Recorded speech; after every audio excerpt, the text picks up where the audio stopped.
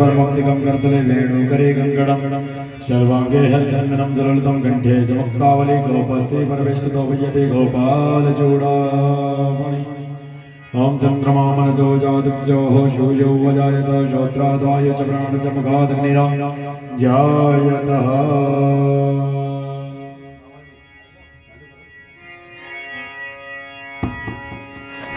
श्री भागवत भगवान की है आरती पापियों को पाप से है तारती भागवत भगवान की है आरती पापियों को पाप से है तारती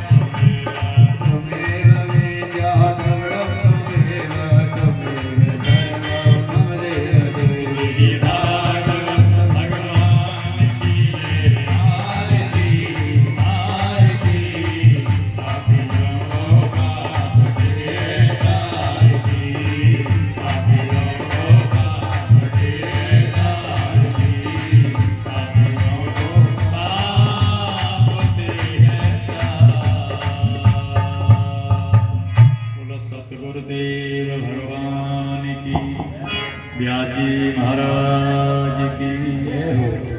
ओम जले नः शीतले नः ओम जौ हो शांतिरंतर्जिवं शांति पृथ्वी शांतिरापः शांतिरोगदयः शांति वनस्पति शांति विश्वदेवा शांति ब्रह्म शांति सर्वगम शांति श्यामा शांतिरेधि यतो यतः शमीयसे ततो नो अभयं गुरु शन्नः गुरु प्रदाभ्यो भयन्नः वश्व्यः शान्तिर्भवतु शांति शांति शांति।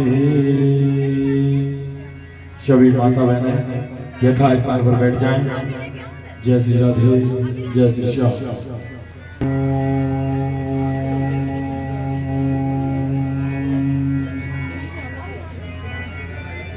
श्री गणेशाय नमः। श्री सरस्वती नमः।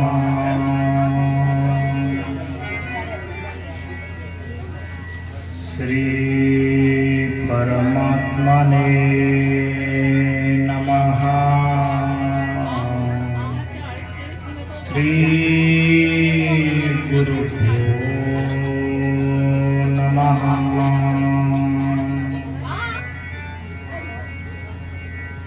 ध्येयं सदा परिभवग्नमभीष्टदोहम्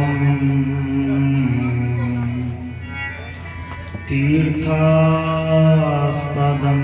शिवविरञ्चनुतं शरण्यम्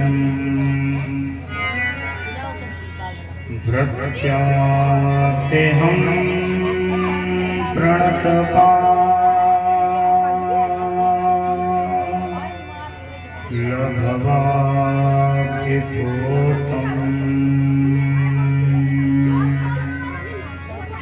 वन्दे महापुरुषते चरणारविन्दम्।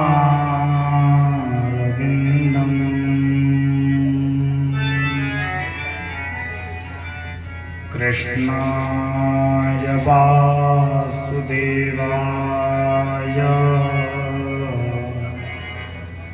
देवकी नन्दनाय च नन्दगोपकुमाराय गोविन्दाय नमो नमः।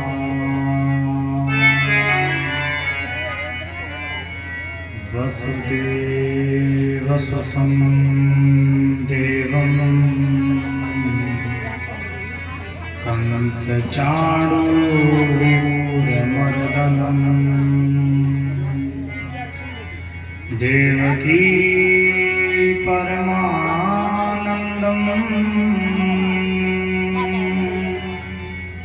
कृष्णं वन्दे जगद्गुरु।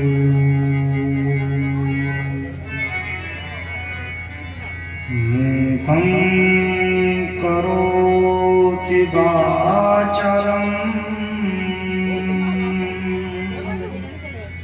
पङ्गुं लङ्घयते गिरिं यत्कृपातमहं वन्दे परमानन्दमाधवम्। गुरुर्ब्रह्मा गुरुर्विष्णु गुरुर्देवो महेश्वरः गुरुः साक्षात् परब्रह्म तस्मै श्री गुरवे नमः। बोलो वृंदावन बिहारी लाल की जय हो।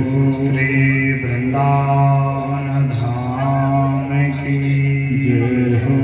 श्री राधा रमण लाल की जय हो।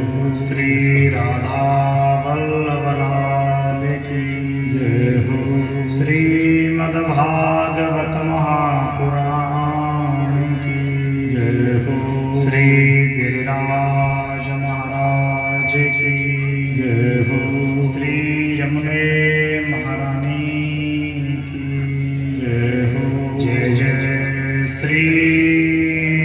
राधे।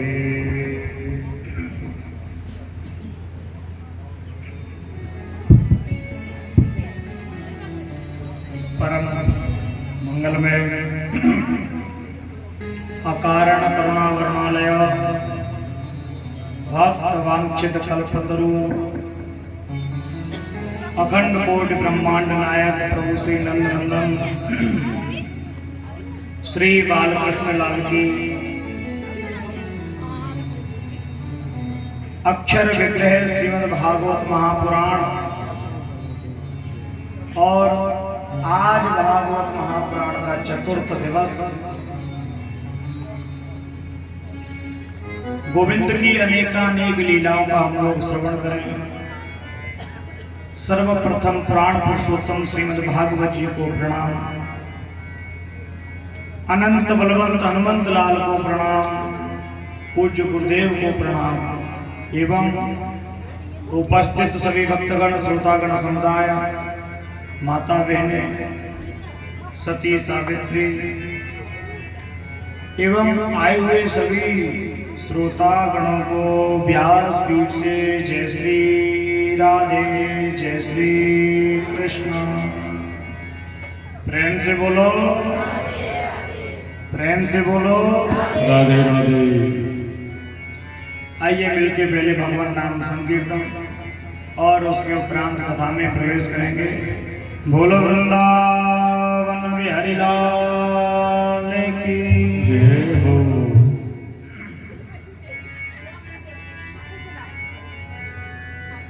जय राधे राधे गोविंद गोविंद राधे, जय राधे राधे गोविंद गोविंद राधे राधे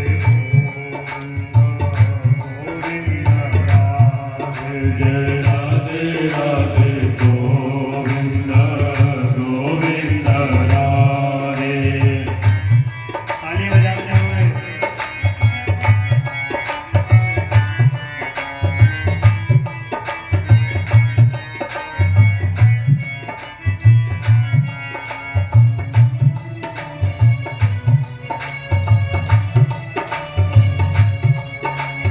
राधे राधे गोविंद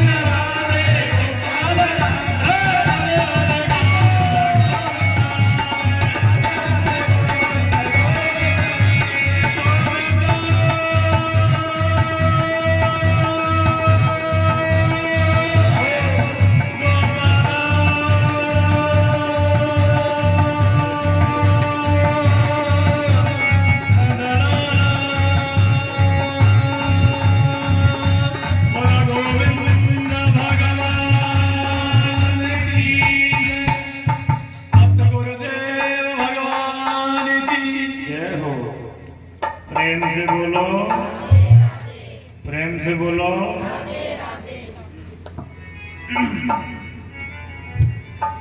आज की कथा हम लोग प्रारंभ करेंगे। अष्टम स्कंद का प्रादुर्भाव है, आज अष्टम स्कंद से ही कथा प्रारंभ होगी। कल हम लोगों ने समय के अनुसार परम भक्त प्रहलाद तक कथा का श्रवण किया कि कैसे दैत्य कुल में जन्म लिए प्रहलाद की प्रभु श्री नारायण ने रक्षा की एवं अपना दर्शन भी दिया। पूरी कथा में कहीं भी ऐसा देखने को नहीं मिलेगा ना सुनने को कि जहां राजा परीक्षित ने जो प्रश्न किया था कि भगवान भेदभाव रखते हैं, सुखदेव जी ने उनके संतुष्टिजनक उत्तर दे करके उनके मन को शांत किया। और दैत्य कुल में जन्म लेने वालों के ऊपर भी एक जैसी ही कृपा होती है, इस कथा के माध्यम से ये समझाया। और अब राजा परीक्षित ये जानना चाहते हैं, क्या केवल बोलने वालों पर ही प्रभु की कृपा होती है?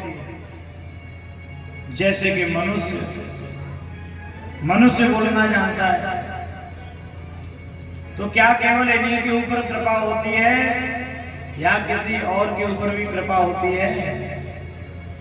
भाई मनुष्य बोलना जानता है, स्तुति करना जानता है, पूजन करना जानता है, कर्म करना भी जानता है, धर्म अधर्म को भी जानता है, पाप पुण्य को भी जानता है।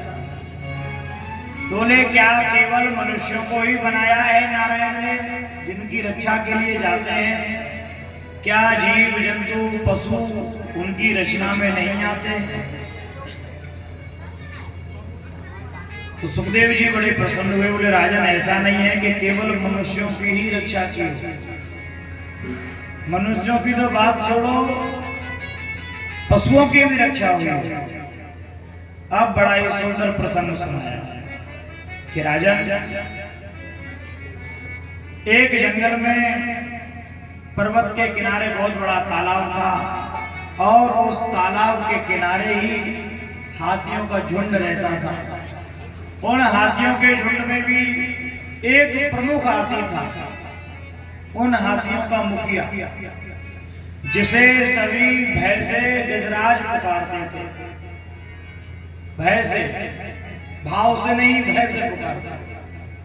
कोई हमारे भाव से सम्मान करे तो असली सम्मान, और कोई भय से सम्मान करे तो वो केवल तुम्हारे बल का सम्मान कर रहा है, तुम्हारी शक्ति का, बाकी तुम्हारा कोई सम्मान नहीं। किसी से डरा करके सम्मान करवाया वो सम्मान थोड़ी होता। ये जो गजराज है बहुत ज्यादा बलशाली था, सभी जीव जंतुओं को, पशुओं को डरा के रखता था, सभी जानवर से भयभीत रहते थे, क्योंकि इसमें बल बहुत था। 10,000 हाथियों का बल, हजारों जिसकी रानियां थी, हजारों जिसके बच्चे थे। और वैसे तो जंगल का राजा शेर ही होता है, लेकिन इसमें बल बहुत था, इसलिए ये उस जंगल पे ही राज्य करता था। श्री सुखदेव जी कहते हैं, राजा ऐसे गजराज की हम आपको कथा सुनाएंगे जिन्होंने जीवन में कभी जानवर क्या पढ़ेगा, लेकिन फिर भी इसने पुकारा था, इसकी रक्षा के लिए आया। इस प्रसंग का प्रादुर्भाव श्री सुखदेव जी महाराज करते हैं। श्री सुखवाच आसीद गिरिपरो राजा त्रकूट इति विश्रुता क्षीरो देना प्रतः श्रीमान योजना युतमुश्रिता। सुखदेव जी ने कहा, राजन एक 3 शिखरों वाला एक पर्वत था, जिस पर्वत के 3 शिखर थे, त्रकूट, जिसमें 3 शिखर थे, एक स्वर्ण का, एक चांदी का और एक लोहे का, ऐसे वो चमक रहे थे दूर से। अलौकिक पर्वत था, दूर से देखो तो ऐसा लगे कि एक चोटी इसकी सोने की है, एक लोहे की, एक चांदी की। और उस पर्वत के किनारे बहुत बड़ा सरोवर है, जिस सरोवर में ये हाथी रहता है। और हाथी की एक ही कमजोरी, जल का बड़ा प्रेम में होता है, जल में डुबकी मार दे तो निकलने का नाम नहीं ले। आज अपनी हथनियों को साथ में लेकर के गया, बोले चलो तुम्हें स्नान करवाओ, हथनियां भी चल दी उसके साथ साथ। अब सरोवर में घुस गए महाराज, हथनियों को लेकर के ये गजराज। बहुत देर हो गई। सुखदेव जी कहते हैं राजन इतनी देर हो गई कि जल में रहने वाले जीव जंतु जाके, मछलियां बेचारी भाग गई। डरेगा कौन? जो कमजोर होगा, और जो कमजोर नहीं होगा वो पलट मार करेगा। प्रेम से बोलो। आप किसको डरा सकते हो? जो आपसे कमजोर है, और जो आपसे बलवान है उसे आप डरा नहीं सकते, वो आपसे लड़ने के लिए तैयार हो जाएगा। तो जो छोटे छोटे जीव जंतु थे बेचारे भाग गए कि गजराज स्नान कर रहे हैं, कहीं हम गजराज के पैर के नीचे ना आ जाएं, कहीं सूंड के लपेटे में ना आ जाएं। लेकिन सुखदेव जी कहते हैं राजा, उस जल के सरोवर में एक बहुत बड़ा मगरमच्छ रहता था, वो उससे भी ज्यादा बलवान था। जब बहुत देर तक पानी में उथल पुथल मचती रही, वो जागा और जैसे ही नजर डाली तो उसे दिखाई दिया, बोले हाथियों का झुंड है, बड़ी देर से स्नान कर रहा है। अब ये गजराज बार बार सूंड में जल भरे और अपनी हथनियों पे डाले, बार बार जल भरे और अपनी हथनियों पे डाले, प्रेम करता था। बहुत देर जब व्यतीत हो गई तो ये मगरमच्छ निकला, और सुखदेव जी कैसा सुनाते हैं कि तमतात्र कश्चिन्नपा देववोदितो ग्रहो ग्राहो बलि आश्चरणे चरणे रुषाग्रही। राजा ये बल के अभिमान में, बल के अहंकार में इस गजराज ने कुछ विचार नहीं किया, जल में रहने वाले जीव जंतुओं की तरफ सोचा भी नहीं। तो जल में रहने वाले बाहर आए और जिसमें से एक मगरमच्छ ने ग्राहो बलियाश्चर्य रुषाग्रही उसका पैर पकड़ लिया। पैर पकड़ा, बड़ी जोर से पैर पकड़ा। तो पहले तो सोचा कि ये कोई छोटा मोटा जीव जंतु है जो मेरे साथ खेल रहा है, लेकिन जब बहुत देर हो गई पैर में से रक्त बहने लगा और रक्त बहा तो शरीर कमजोर होने लगा। धीरे धीरे धीरे धीरे करके जब उस हाथी को ऐसा लगा कि ये तो कोई जानवर है, उसने अपने पैर के ऊपर खींचा, खींच नहीं पाया। सुखदेव जी कहते हैं राजन, एक नहीं, दो नहीं, तीन नहीं, पूरे 1000 वर्ष तक युद्ध हुआ। 1000 इसका प्रमाण श्रीमद् भागवत जी देती हैं। समासहस्रम व्यगमन, 1000 वर्ष युद्ध हुआ, लड़ते लड़ते 1000 वर्ष व्यतीत हो गए। आज गजराज को ऐसा लगा कि ये मुझसे भी बलवान है। भाई जीतना होता तो 1000 वर्ष में जीत गए होते गजराज, लेकिन जब 1000 वर्ष में नहीं जीत पाए तो मनोबल टूट गया। और जब किसी का मनोबल टूट जाता है तो वो व्यक्ति कमजोर हो जाता है। हाँ, मनोबल बड़ा ही। इसी बात को श्री सुखदेव जी कहते हैं कि राजन, आज उस गजराज का मनोबल टूट गया। उसे ऐसा लगने लगा कि अब मेरे प्राण संकट में है। सो उसकी जो दशा है उसे श्री सुखदेव जी महाराज वर्णन करते हैं। इत्थं गजेंद्र सयदा संकटम प्राणस्य देहि विवशोज दृक्षया। आज वो अपने प्राणों को बचाने के लिए अपने प्राणों को संकट में पड़ा हुआ देख करके इधर उधर देखने लगा कि कोई मेरी रक्षा करेगा। सबसे पहले उसने किसे देखा? जो पास में होगा उसे देखे। उसकी स्त्रियां पास में थी एवं उसके बच्चे पास में थे। बाकी के जानवर तो भाग गए इन दोनों का युद्ध देख करके। इसने सोचा कि शायद मेरी स्त्रियां मेरी रक्षा करेंगी, नहीं रक्षा हुई।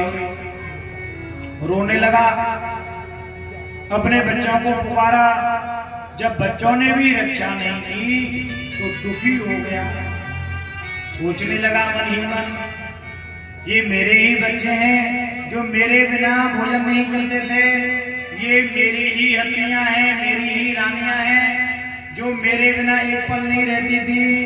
लेकिन आज मेरा शरीर संकट में है, मेरे प्राण संकट में है, तो कोई भी मेरी रक्षा के लिए आगे नहीं आता है।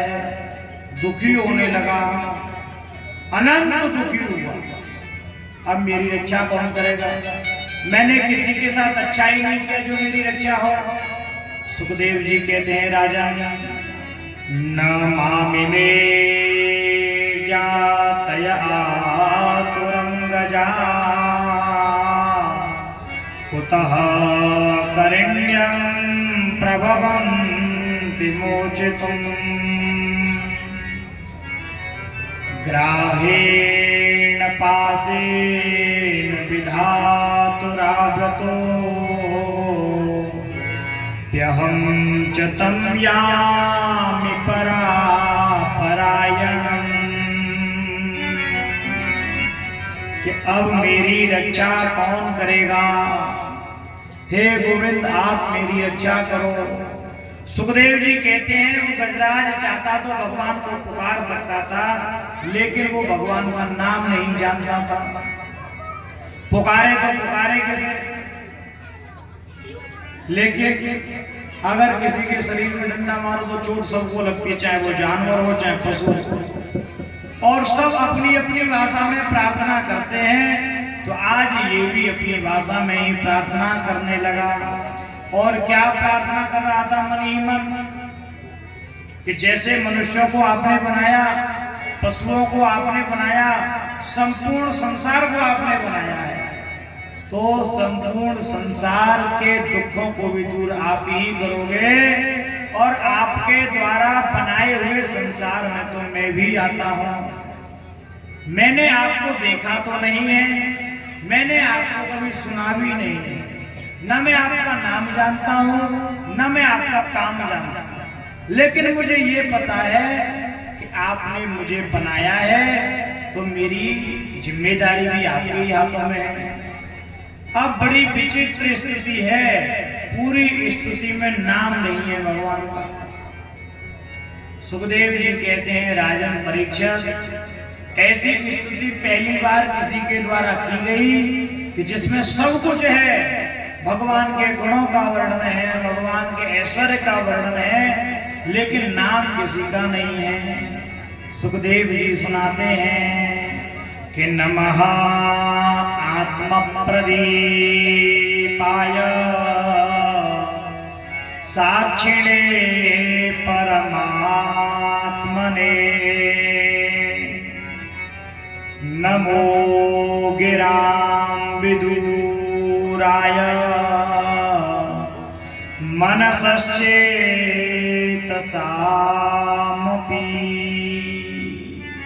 मैं उस परमात्मा को प्रणाम करता हूं जो सभी को मोक्ष प्रदान करता है। मैं उस परमात्मा की स्तुति करता हूं जो सभी को अभय दान प्रदान करता है, सभी के संकट दूर करता है। उसने ऐसी स्तुति की, लेकिन कोई उसकी रक्षा के लिए नहीं आया। सो पुनः भगवान से स्तुति करने लगा कि मुझे ऐसा लगता है कि आप पढ़े विद्वान लोगों की स्तुति से ही प्रसन्न होते हैं। मैं ठहरा जानवर, लगता है मेरी भाषा आपके समझ में नहीं आ रही है। पुनः स्तुति करता है। नमः शांताय घोराय मूढ़ाय गुणधर्मिणे निर्विशेषाय साम्याय नमो ज्ञानघनाय च। प्रभु मैं ठहरा हूं अज्ञानी, लेकिन मुझे पता है कि आप तो ज्ञान के वो प्रतीक हो जो अज्ञान के बड़े से बड़े अंधेरे को दूर कर देते हो। अब तक मेरी बुद्धि पे अज्ञान छाया हुआ था, लेकिन आज मुझे ऐसा लगा कि अब तक मैं जो जिंदगी जी रहा था वो अज्ञान की जिंदगी थी। जो परिवार मेरे साथ था वो मेरा अज्ञान था, लेकिन आज मुझे पता चला है कि आप ही सत्य हो, आप ही ईश्वर हो, आप ही मेरी रक्षा कर सकते हो। अब महाराज स्तुति करते करते बड़ा विलंब हो गया।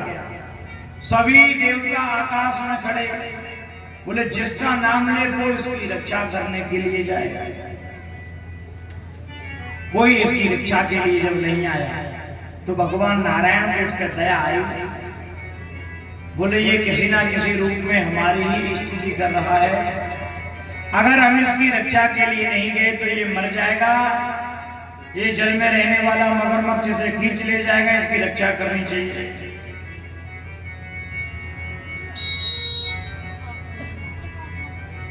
तो भगवान नारायण तैयार हुए, गरुड़ को आदेश दिया कि गरुड़ शीघ्र तैयार हो जाओ, हमें अपने भक्त की रक्षा के लिए जाना है। तो चल पड़े नारायण गरुड़ पे बैठ करके। इस गजराज के नेत्र ऊपर की ओर थे। ये देख रहा था शायद अब दया आ जाए किसी को मुझ पे। और जो संकट में होता है, जो संकट में होता है वो चारों ओर ये देखता है कि कौन मेरी रक्षा करे। जो संकट में होता है ये चारों तरफ देखे शायद कोई जा रहा होगा, शायद कोई मुझे बचाने के लिए आएगा।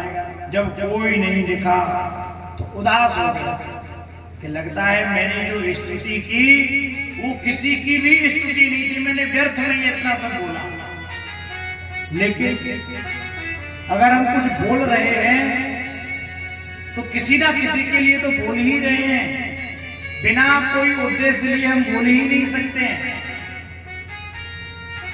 शब्द को बोलने के लिए भी एक कारण चाहिए, अकारण कोई बोल ही नहीं सकता। तो उसने जितनी भी स्तुति की नाम भले किसी का नहीं लिया, लेकिन उसका उद्देश्य परमात्मा से था। और परमपिता परमात्मा तो साक्षात नारायण थे। चल पड़े भक्त की रक्षा के लिए। और वर्णन है, श्री सुखदेव जी महाराज कहते हैं कि जैसे ही उसकी दृष्टि पड़ी भगवान नारायण जो गरुड़ पे बैठ के आ रहे थे, उसके पास कुछ था नहीं, सो अपने सूंड को ही घुमाया, एक कमल का पुष्प उसकी सूंड में आ गया और उसने वही पुष्प तोड़ा और भगवान नारायण को अर्पण किया। सुखदेव जी कहते हैं राजन, इतना करते ही भगवान ने उसकी रक्षा की। और बड़ा सुंदर वर्णन है कि सोनता सरुष्युर्बले न गृहीत आर्तो दृष्ट्वा गरुत्मति हरिं ख उपात चक्रम् उक्षिप्य साम्बुजकरं गिरिमाह कृष्ण नारायणाखिल गुरु भगवन् नमस्ते। भगवान नारायण जैसे इसे दिखे कि हाथ में चक्र लिए हैं, गरुड़ पे बैठे हैं और मेरी रक्षा के लिए आ रहे हैं। तुरंत इसने भगवान नारायण को प्रणाम किया कि नारायण किलो गुरु भगवान नमस्ते। जैसे ही इसने प्रणाम किया है, गोविंद प्रसन्न हो गए इसके स्तुति से। तुरंत सुदर्शन चक्र को चलाया।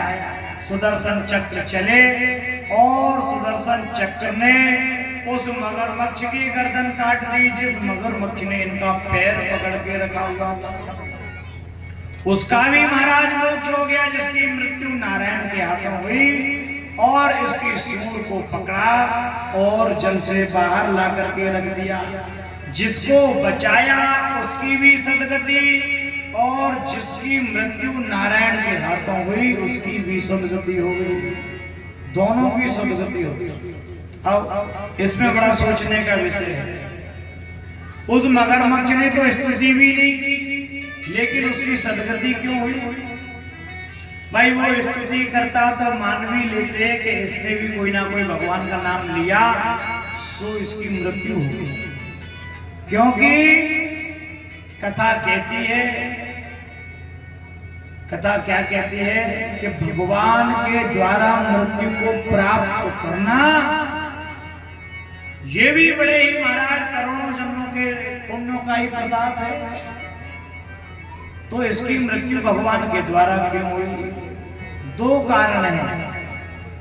पहला कारण तो पूर्व जन्म की कथा जो अभी आप सुनेंगे, और दूसरा कारण ये भी है कि इसने भले ही भगवान की स्तुति नहीं की, लेकिन इसने पैर उसके पकड़े जो परमात्मा की स्तुति गा रहा था। तो हम स्वयं भी अगर नहीं कर सकते उसके लिए कुछ भी, तो हम उसका आश्रय लें जो उसके लिए कर रहा है। और इस मगरमच्छ ने यही किया था, भले ही भूल में किया, लेकिन इसने उसके पैर पकड़ लिए जो नारायण का नाम ले रहा था, जो उसकी स्तुति कर रहा था। इसलिए वंदे महापुरुषते चरणार विंदम, श्रेष्ठ पुरुषों का पुण्य उनके चरणों में ही निवास करता है। इसलिए महापुरुषों के चरण बंदन किए जाते हैं, माता पिता के चरण स्पर्श किए जाते हैं, गुरु के चरण स्पर्श किए जाते हैं। चरणों की बड़ी महिमा है। और आज इसने भी पैर ही पकड़े, अगर ये उनकी सूंड पकड़ लेता तो नहीं, ना ये बचता ना ये बचता। इसने पैर पकड़े, इसकी भी सदगति और दोनों की सदगति हो गई। ऐसी भगवान की एक गजेंद्र मोक्ष की कथा श्री सुखदेव जी महाराज ने राजा परीक्षित को सुनाई। बोलो भक्तवत्सल भगवान की जय जय जय श्री राधे।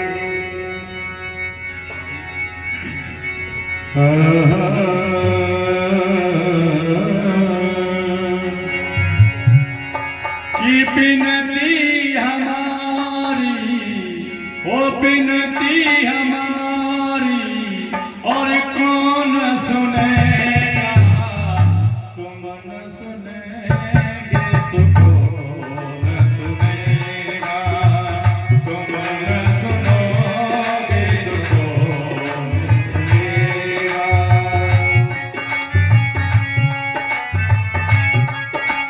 ताली बजाते हुए बड़े भाव से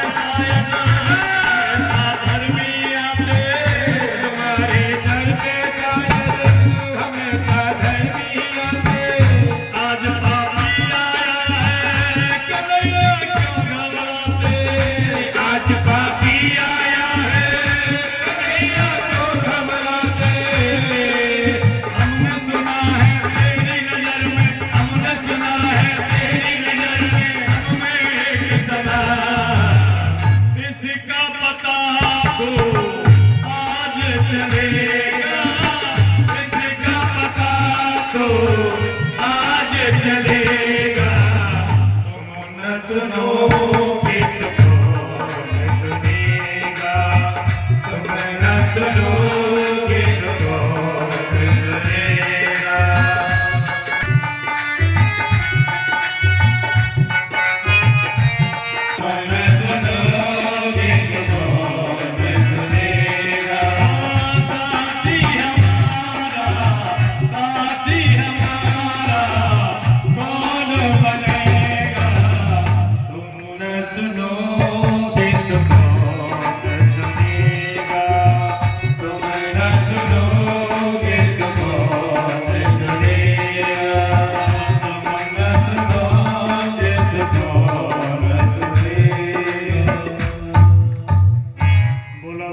वत्सल भगवान की जय हो। श्री वृंदावन बिहारी लाल की जय हो। जय जय श्री राधे। प्रेम से बोलो, प्रेम से बोलो। तो गजराज की कथा आप लोगों ने सुनी और आपने नहीं, उस समय से लेकर के आज तक सभी श्रोता सुनते ही आ रहे हैं। तो इस गजराज के प्रसंग में मुख्य बिंदु क्या था, मुख्य कथा क्या कहना चाह रही है? ये कोई कहानी तो नहीं है जिसे सुन लिया। कहानी रात को सुनी जाती है, दादी सुनाती थी, कभी नानियां सुनाती थी, सुलाने के लिए कहानी सुनाते थे। लेकिन ये तो कथा है, ये कथा है। इस कथा में बहुत सब कुछ अच्छा ही अच्छा था। गजराज का परिवार भी बहुत अच्छा, गजराज के पास बल भी बहुत ज्यादा था, गजराज ने स्तुति भी बढ़िया की, भगवान प्रसन्न भी हुए, उसकी रक्षा भी हुई।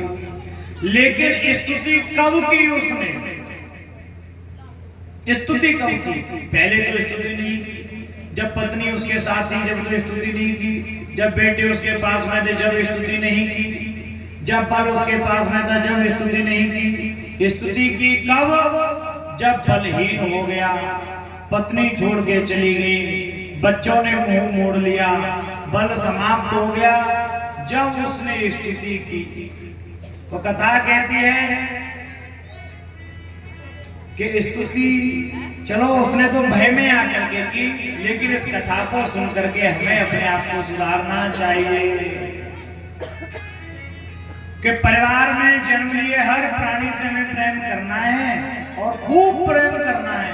अपने परिवार का पालन पोषण बहुत अच्छे तरीके से करना है, लेकिन पालन पोषण करते करते इस गजराज की तरह अभिमान युक्त ना हो जाए जो बाद में हमें पछताना पड़े। हमें अभिमान से शून्य होकर के ही तो प्रेम करना है और अभिमान से शून्य होकर के ही अपने परिवार का भरण पोषण करना है। अन्यथा जैसा इसके साथ हुआ वैसा संसार में सभी के साथ होता है। प्रेम से बोलो, प्रेम से बोलो। वो उस समय की घटना है, आज की घटना है। कोई पाप करे, किसी के पाप में कोई भागीदार थोड़ी है। बेटे ने अपराध किया तो बेटे को पुलिस पकड़ के ले जाएगी, इसलिए अपराध नहीं करना चाहिए। और रही जहां तक संसार की बात, आप लोगों की, हम लोगों की, गृहस्थियों की बात, तो आप जीवन में अनुभव करके देख लेना। जितने भी तुम्हारे रिश्तेदार नातेदार, कब तक? जब तक तुम्हारी बनी है, जब तक। और जब तुम्हारी बिगड़ गई तो कोई रिश्ता भी नहीं खोलता है। अगर कोई कहे कि फलाना हमारा रिश्तेदार दूर का रिश्तेदार है, और जब तुम्हारी बनी है, जब तुम्हारे साथ चकाचक व्यवस्था चल रही है, तो दूर का भी पास का हो जाता है, और बिगड़ने पे पास का भी दूर का हो जाता है। ये संसार का नियम है। संसार उसी को अपनाता है जिसकी गाड़ी चलती है, जिसकी गाड़ी बंद, संसार भी उसी दूर हो जाता है। सत्य है कि नहीं? एक महात्मा 2 लाइन में पद बोलते थे, बहुत सुंदर प्रेरणादायक थे। अभी तो वो स्वर्गवासी हो गए। स्वामी श्री राजेश्वरानंद जी महाराज थे। जो रामायण के बहुत बड़े विद्वान हुए, अभी उनका शरीर शांत हो गया, वो इस संसार को लेकर के 2 लाइन सुनाते थे।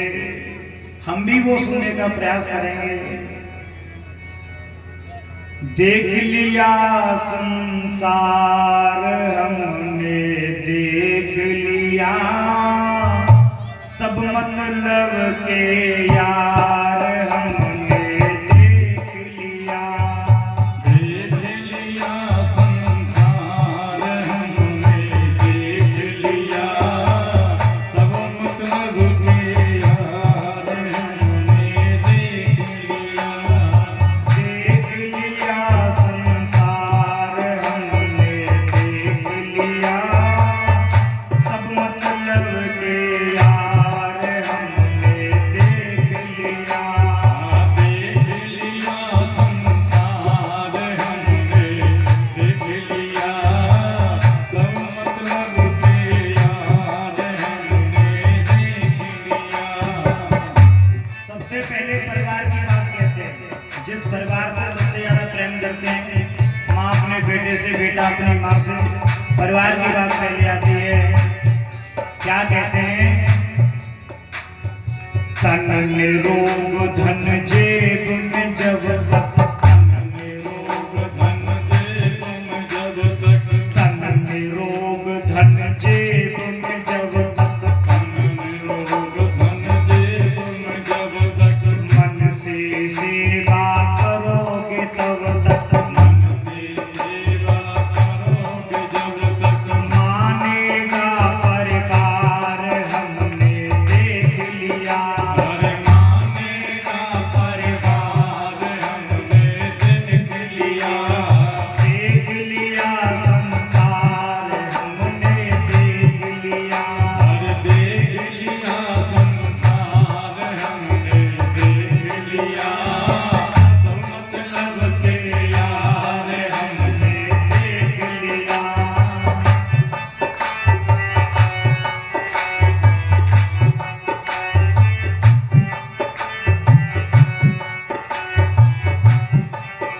और हम बात बात पर विश्वास करते हैं। कोई अपने मित्र पे विश्वास करता है, कोई रिश्तेदारों पे, कोई परिवार वालों पे।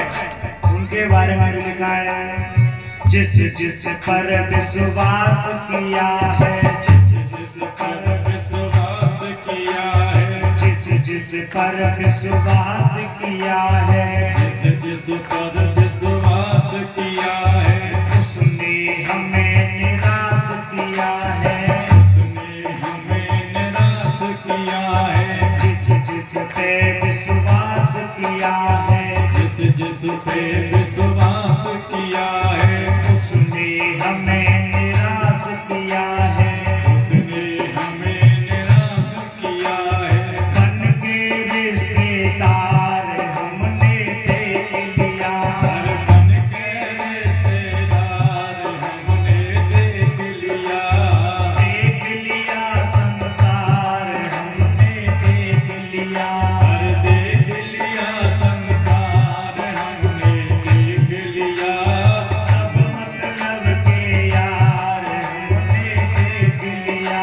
हर सब मतलब के यार हमने देख लिया। और क्या कहते हैं?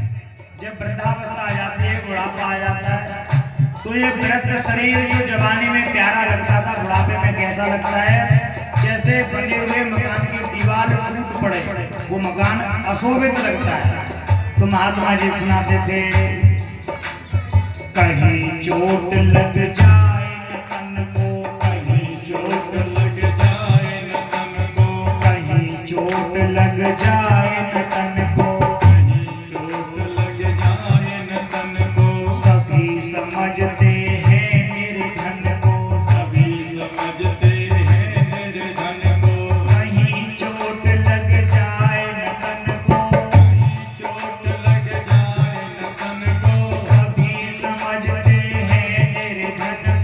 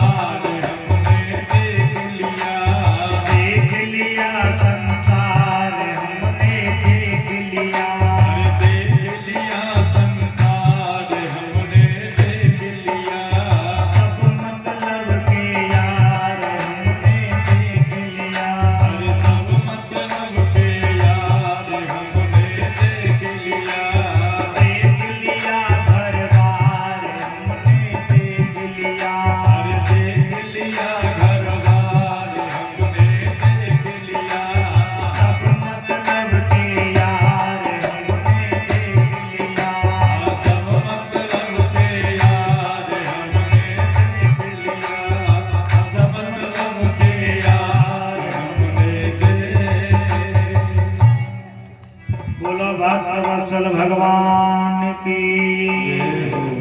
तो महाराज परिवार भी कब तक, जब तक तुम्हारा शरीर निरोगी है, धन कमाते हो, समाज में प्रतिष्ठा है, जब तक परिवार भी कहेगा ये हमारा, ये हमारा, ये हमारा।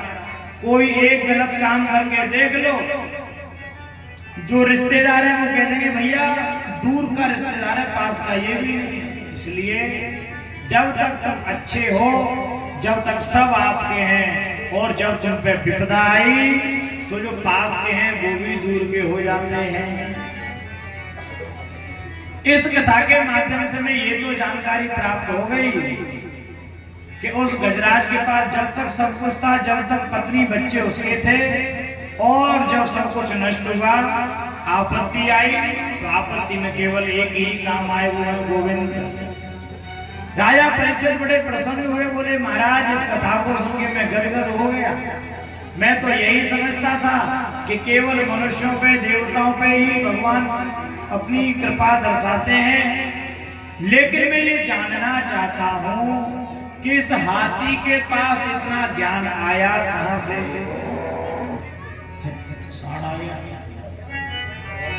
गौ माता, इस हाथी के पास इतना ज्ञान कहां से आया जो इसने भगवान की इतनी सुंदर स्तुति की? भाई आप कर सकते हो इतनी सुंदर स्तुति जितनी सुंदर हाथी ने की, और वो भी आज से हजारों वर्ष पूर्व चाक्षुष मनमंत्र में, इस कलयुगी से पहले, इस चित्रयुगी से पहले हाथी ने भी स्तुति कर दी। और दुर्भाग्य हम मनुष्यों का है जो संसार में व्यर्थ की बातें तो बहुत करते हैं, हाँ इसकी उससे बुराई बहुत कर लेंगे, चुगली बहुत कर लेंगे, झगड़ा बहुत कर लेंगे, लेकिन सच्चे मन से स्तुति नहीं कर पाता। सच्चे मन से दिखाने के लिए तो दुनिया भगत है,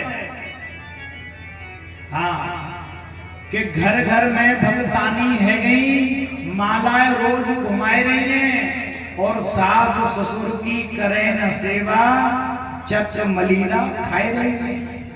घर घर की घटना है। माता जी क्या कर रही, बोले भजन कर रही है। दरवाजा खटका, बेटे को आवाज लगी, देख दरवाजे पे कौन आया है। तुम्हारा भजन तुम्हारे लिए, भजन करो, कम करो, लेकिन सच्चा भजन करो, दिखाने वाला भजन मत कीजिए। प्रेम से बोलो, प्रेम से बोलो। हम लोग जिस वातावरण में रह रहे हैं, जिस स्थिति परिस्थिति में हम लोग जी रहे हैं, एक महात्मा बताते हैं कि 4 जानवर सबसे ज्यादा निंदित हैं। 4 प्रकार के जानवरों की सबसे ज्यादा निंदा होती है, अथवा उन्हें गाली दी जाती है, अथवा उनका सम्मान नहीं किया जाता। अब वो 4 प्रकार के जानवरों ने जब ये बात सुनी कि संसार के लोग हमारी निंदा करते हैं, तो बड़े दुखी हुए। लेकिन कुछ समय बाद मनुष्य का निर्माण हुआ, और मनुष्य ने ऐसे ऐसे कर्म किए, ऐसे ऐसे कर्म किए कि अब जो पहले जानवरों की निंदा करते थे, अब कहते हैं भैया उन जानवरों की तुलना इंसान से होने लगी। आप लोग समझिएगा, सबसे पहला सुविड़ बड़ा हो, श्वान जिसे हम कुत्ता कहते हैं। अच्छा, कुत्ते के बराबर भाग्यशाली भी कोई नहीं। जहां मनुष्य रहने को तरसते हैं वहां कुत्ता रहता है। 50 लाख की गाड़ी में सामान्य व्यक्ति नहीं बैठ पाएगा, लेकिन कुत्ता आगे की सीट पे बैठ के जाता है, तो कुत्ता भाग्यशाली भी है। लेकिन शास्त्र कहता है कि कुत्ते में सब कुछ गुण हैं, वफादार भी होता है, सुंदर भी होता है, अच्छा भी होता है, लेकिन एक अवगुण है जिसके कारण उसकी निंदा होती है। वो अवगुण क्या है? अंधेरी रात में जाना, कुत्ता सो रहा हो और तुम वहां से अकेले निकल के जाना, आपको पता चल जाएगा अवगुण क्या है। अवगुण अकारण ही घुर्राता है, बिना कारण के क्रोध करता है कुत्ता। तो जो व्यक्ति बिना कारण के क्रोध करता है, ज्यादा बोलता है, लोग क्या कहते हैं कि कुत्ते की तरह भौंकता रहता है। कुत्ते की तरह भौंकता है। वैसे आजकल कुत्तों की कुछ किस्मत चमक गई है। हाँ, आजकल तो लोग कुत्ता शौक से पालते हैं, घर में रखते हैं, मुंह चटवाते हैं कुत्ते से। ये कुत्ते का भाग्य है, अपने अपने भाग्य की बात है। मनुष्यों को ये लाभ प्राप्त नहीं है, कुत्तों को है।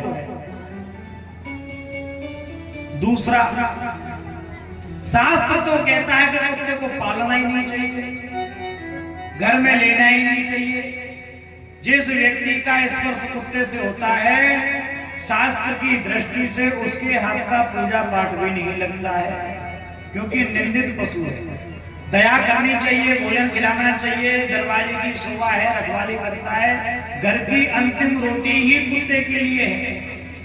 लेकिन इस बात का आप लोग बुरा नहीं मानना, ये बात हम नहीं कह रहे हैं, कथा कह रही है। तो कहीं आप हमसे पूछने लग जाओ, महाराज आप जो कुत्तों के बारे में ऐसे कह रहे हैं, आप ही गली के कुत्ते इकट्ठे हो जाए, बोले महाराज तुम बड़ी हमारी निंदा करते हो। सो हम कुत्तों की निंदा कर रहे हैं और कुत्ते हमारी बोली समझेंगे नहीं, सुबह हमसे लड़ेंगे नहीं। लड़ेगा तो जो समझेगा। प्रेम से बोलो। सो महाराज कथा की दृष्टि से तो जीव पे दया तो अवश्य करनी चाहिए, लेकिन कुत्ते को बिस्तर पे नहीं बिठाना चाहिए। वो तो कुत्ता है, 10 लाख की गाड़ी में बैठेगा तब भी कुत्ता ही रहेगा, और द्वार पे बैठेगा जब भी कुत्ता ही रहेगा। कुत्ता कुत्ता ही रहेगा।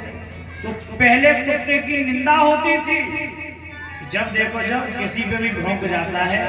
लेकिन आजकल वो कुत्ते की निंदा कम हो गई है। कुछ मनुष्य भी ऐसे हो गए हैं जो अकारण ही घुर्राते हैं, अकारण ही क्रोध करते हैं। तो कुत्तों की उपमा उनको दी जाती है, भैया क्यों कुत्ते की तरह भौंकते रहते हो? जो अकारण ही क्रोध करता है। घर वालों पे क्रोध करना, माता पे क्रोध कर दिया, पिता पे क्रोध कर दिया, भाई पे क्रोध कर दिया, घर वाले पे क्रोध कर दिया, बच्चों को उठा के पटक दिया। तो ये क्या है? अकारण क्रोध है। सो स्वान, दूसरा सो विड वराह हो। वराह 2 प्रकार के सुअर होते हैं। एक सुअर तो जंगली सुअर होता है, उसके बारे में नहीं, जो गली मोहल्लों में घूमता उसके बारे में। क्यों कहा गया? सूकर जो होता है वो खान पान का ध्यान नहीं रखता, जो मिले उसे खा जाता है। नाली में मुंह मार दे, अच्छा मिले अच्छा खा लिया, बुरा मिला बुरा खा लिया, तो भिष्टा को ही खा लिया। एक ही अवगुण है उसमें, उसकी संसार में निंदा होती है। और प्यारे, जो मनुष्य होकर के भी सब कुछ खा जाते हैं, वो भी सूअर से कम नहीं है। जो खाने योग्य है वो तो खा ही रहे हैं, जो नहीं है उसे भी खा रहे हैं। सो कथा की दृष्टि से वो सूअर के ही समान होते हैं। प्रेम से बोलो। तीसरा बड़ा सुंदर है महाराज, ऊंट। ऊंट क्या है? अपनी गर्दन को ऊंची करके चलता है। ऊंट के मन में एक अभिमान घुस जाता है कि मुझसे बड़ा कोई नहीं। और ये बात सत्य है। ऊंट जब चले तो उसकी गर्दन ऐसे रहती है, वो चाह करके भी गर्दन को झुका नहीं सकता है, उसकी बनावटी ऐसी है, ऊपर रहती है। वो सोचता है बड़े बड़े पेड़ों को मैं अपने मुंह से तोड़ लेता हूँ, सबसे बड़ा मैं। लेकिन कभी कभी ऊंट भी पहाड़ के पास से गुजरता है तो उसका अभिमान दूर होता है कि नहीं जी, मुझसे भी बड़ा संसार में कोई है। तो मनुष्य में लाख गुण हो, लेकिन ये अभिमान वाला गुण हो जो खुद को ही सर्वश्रेष्ठ माने, खुद को ही बड़ा माने, ये उसकी मूर्खता है। चौथा, बोले चौथा है गधा। गधा, गधा में मेहनत बहुत करता है, कितना भी माल डाल लो उसके ऊपर, वो पहाड़ पर लेके चढ़ जाएगा। लेकिन गधा कामी बहुत होता है। गधा इतना कामी होता है कि जब गधी के पीछे दौड़ता है तो गधी बार बार लात मारती है, लेकिन फिर भी जाता है, फिर लात मारती है, वो फिर भी जाता है। तो जो व्यक्ति अधिक कामी होता है, आज्ञा का पालन नहीं करता है, तो कहते हैं तू गधा है, गधा ही रहेगा। मूर्ख को गधा कहा जाता है। तो आज्ञा का पालन ना करना ये गधों की पहचान होती है। इसलिए हमें इन 4 पशुओं से ये सीखना चाहिए कि इनके पास सब कुछ है लेकिन एक अवगुण है, इसलिए इनकी निंदा हो रही है और समाज उसकी ही निंदा करता है जो निंदा के लायक होता है। प्रेम से बोलो। इसलिए हमें ऐसा कोई कार्य नहीं करना चाहिए जिससे जगत में हमारी निंदा हो, महिमा हो। अच्छा करो, लोग तुम्हारी प्रशंसा करें, नहीं जी फलाना व्यक्ति बहुत अच्छा। सेवा करो, सहायता करो, किसी को धोखा नहीं देना है, किसी का हक नहीं खाना है, किसी का गलत व्यवहार नहीं करना है, ये कथा सिखाती है।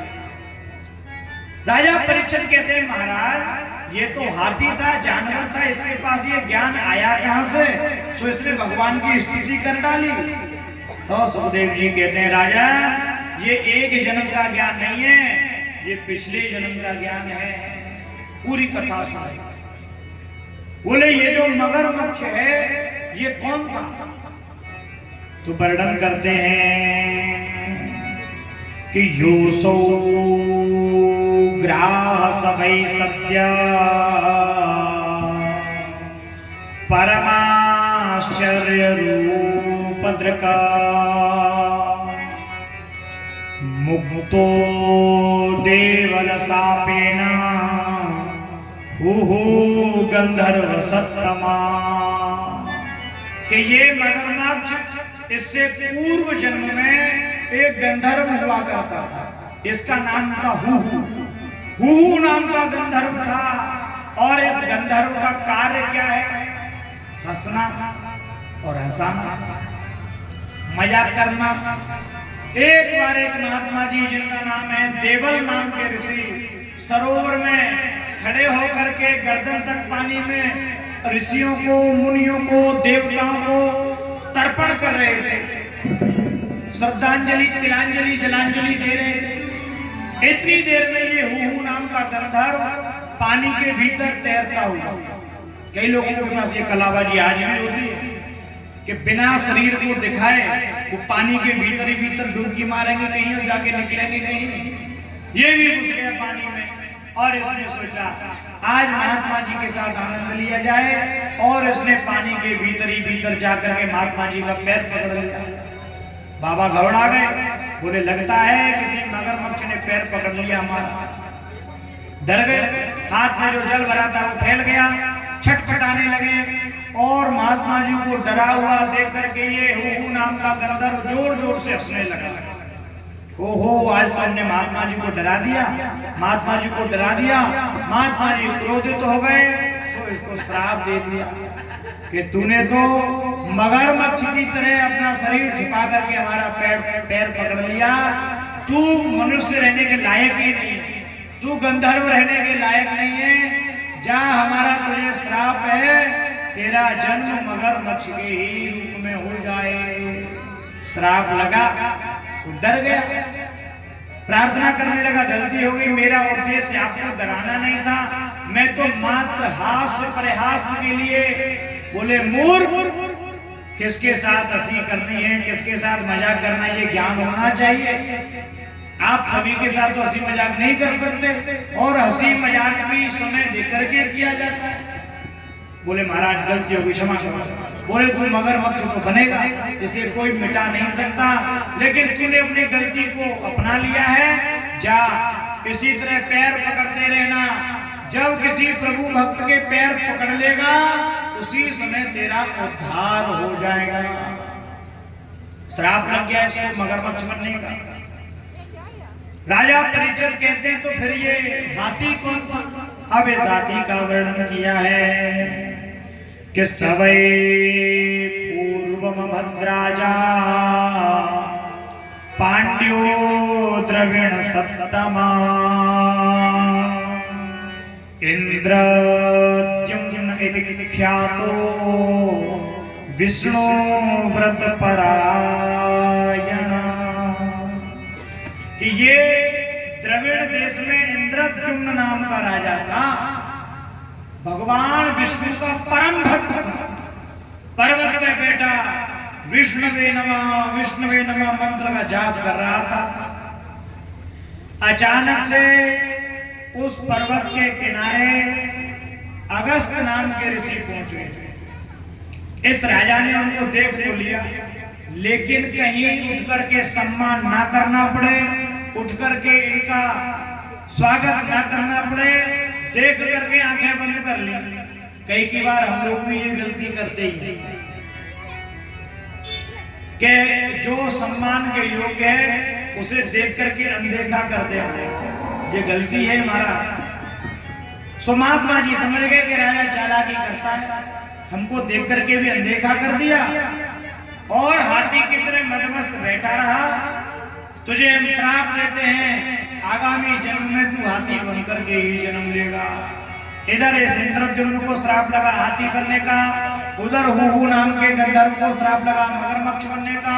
ये दोनों हाथी मगरमच्छ बन के जन्म लिए और दोनों महात्माओं के श्रापों की रक्षा हुई। इस मगरमच्छ बने गंधर्व ने इंद्रद्युम्न नाम का राजा जो हाथी बना था उसका आज पैर पकड़ा और पैर पकड़ने से इसकी सदगति हुई। बोलो भक्त वत्सल भगवान की श्री वृंदावन बिहारी लाल की जय हो। जय जय श्री राम। प्रेम से बोलो, प्रेम से बोलो। अब आगे की कथा में हम लोग प्रवेश करें। समुद्र मंथन का प्रसंग प्रारंभ हो रहा है। समुद्र मंथन,